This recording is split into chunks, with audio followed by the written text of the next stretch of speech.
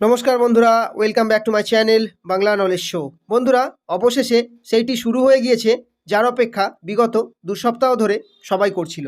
অর্থাৎ ইসরায়েল তাদের ট্যাঙ্কের সেনা ঢুকিয়ে দিয়েছে গাজার মধ্যে। আর এখন সেখানে একদিকে ইসরায়েলের স্থলসেনা তাদের আর্মস অ্যামুনিশন সমেত গাজায়ের মধ্যে গ্রাউন্ড অপারেশন করছে, অন্যদিকে তাদের সাপোর্ট দিচ্ছে ইসরায়েলের বায়ুসেনা।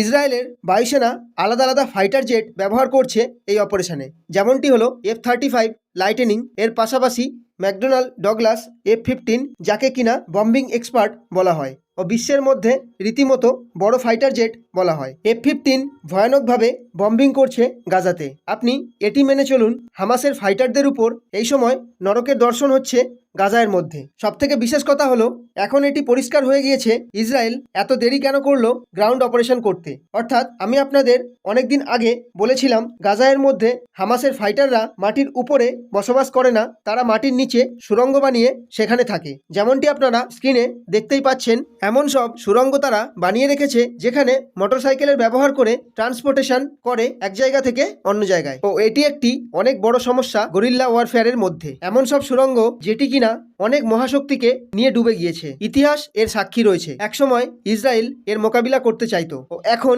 ইসরায়েল এটির মোকাবিলা কিভাবে করবে সেটি বুঝতে পেরে গিয়েছে। এখন ইসরায়েল এই সমস্ত সুড়ঙ্গে স্পেশাল মিউনিশন দিয়ে অ্যাটাক করছে, যার ফলে কয়েকশো মিটারের সুড়ঙ্গ একটি আক্রমণের ফলেই ধ্বংস হয়ে যাচ্ছে। অর্থাৎ ইসরায়েল পুরো তৈরি হয়ে আক্রমণ করছে। যদিও বা ইন্টারন্যাশনাল মিডিয়া এটি রিপোর্ট করছে যে ইসরায়েল একসাথে পুরো গাজার উপর আক্রমণ করছে না, তারা রীতিমতো গাজাকে কয়েক ভাগে বিভক্ত করে নিয়েছে ও একটি একটি করে টার্গেট করে ধ্বংস করছে। এমনটি মেনে চলুন, ইসরায়েল এক একটি এলাকা পুরোপুরি সাফ করে দিচ্ছে। যখন একটি এলাকা পরিষ্কার হয়ে যাচ্ছে, তারপর দ্বিতীয় টার্গেটের উপর আক্রমণ করছে।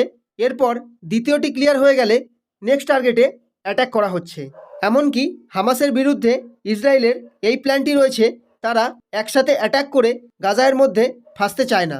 এর বিপরীত আস্তে আস্তে এমনভাবেই গ্রাউন্ড অপারেশন করে হামাসকে শেষ করতে থাকবে ইসরায়েল। বিশ্বাস করুন, পরিস্থিতি এমন রয়েছে যে এলাকায় অপারেশন চালানো হচ্ছে সেই এলাকাকে খেতে পরিণত করে দিয়েছে ইসরায়েল। অর্থাৎ যেখানে বড় বড় বিল্ডিং ছিল, বড় বড় টাওয়ার ছিল, এমনকি কমিউনিকেশন সেন্টার ছিল, সমস্তটাই মাটিতে মিশিয়ে দিয়েছে।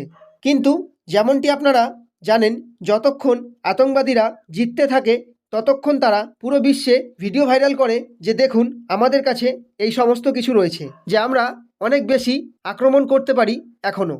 তারপর যখন তাদের উপর সর্বনাশ নেমে আসে, তখন তারা দৌড়ে পালিয়ে গিয়ে চলে যায় ইন্টারন্যাশনাল অর্গানাইজেশনের কাছে।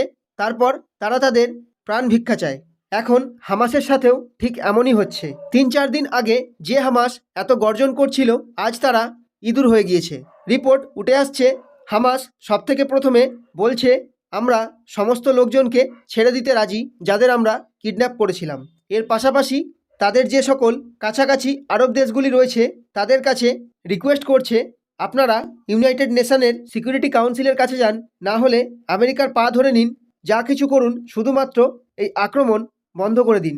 না হলে এইবার হামাসের এমন অবস্থা হবে যেটি তারা কল্পনাও করেনি। আমার তো মনে হয় না আমেরিকা নিজে এই প্রস্তাব মেনে নেবে, এমনকি ইসরায়েলকে এই প্রস্তাব মেনে নিতে বলবে। অর্থাৎ আজ সকালে ইউনাইটেড নেশনের একটি বৈঠক হয়েছিল, যেখানে একটি প্রস্তাব রাখা হয়েছিল জর্ডানের তরফ থেকে। সেখানে বলা হয়েছিল ইসরায়েল এই আক্রমণ বন্ধ করে দিক গাজায়ের মধ্যে। কিন্তু এই প্রস্তাবটি কি হলো বন্ধুরা? এই প্রস্তাবটি পাশ হয়েছিল, যদিও বা ভারত এটিকে অ্যাবস্টেইন করে গিয়েছে। আমরা হ্যাঁ কিংবা না কিছুই মন্তব্য করিনি। কিন্তু আপনি জেনে অবাক হবেন, 70 থেকে 80% ইউরোপিয়ান দেশগুলি যারা রীতিমতো সাপোর্ট করত ইসরায়েলকে, তারা আজ ইসরায়েলের সাথ ছেড়ে দিয়েছে। তারা অ্যাবস্টেইন করে দিয়েছে, না হলে ইসরায়েলের এগেনস্টে ভোট দিয়ে দিয়েছে। কিন্তু আমেরিকা পাহাড়ের মতো দাঁড়িয়ে রয়েছে। বিশ্বে শুধুমাত্র 14টি দেশ ছিল যারা ইসরায়েলের পাশে ছিল, তাদের মধ্যে আমেরিকা সবথেকে উপরে ছিল। শুধু এইটুকুই নয়, আমেরিকা এই সময় দুটি সবথেকে ভয়ঙ্কর নিউক্লিয়ার পাওয়ার এয়ারক্রাফট ক্যারিয়ার ইসরায়েলের পাশে মোতায়েন করে দিয়েছে।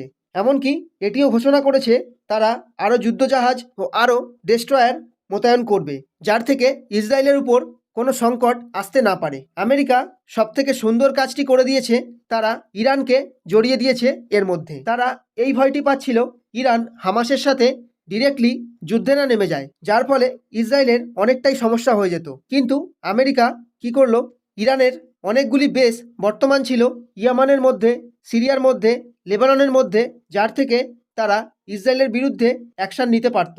এই সময় তাদের মনোযোগ ডাইভার্ট করার জন্য আমেরিকা এই সমস্ত বেসগুলিতে আক্রমণ করে দিয়েছে, যার থেকে এখন ইরান জড়িয়ে পড়েছে আমেরিকার সাথে। এখন ইরানের কাছে দুটি রাস্তা রয়েছে, হয় তারা আমেরিকার মোকাবিলা করুক, আর তা না হলে ইসরায়েলের বিরুদ্ধে যুদ্ধে নেমে পড়ুক। এটি একটি সুন্দর ট্যাকটিক্যাল স্টেপ নিয়েছে আমেরিকা। এখন দেখার বিষয় এটি, ইসরায়েলের এই যুদ্ধ আগে কী রূপ নিতে চলেছে। তো বন্ধুরা, ইসরায়েল হামাসের যুদ্ধের প্রতিটি আপডেট আমি আপনাদের ভিডিওর মাধ্যমে দিতে থাকবো। তার জন্য চ্যানেলটিকে সাবস্ক্রাইব করে রাখুন। এখনের জন্য এইটুকুই, দেখা হচ্ছে নেক্সট ভিডিওতে। Thanks for watching my videos.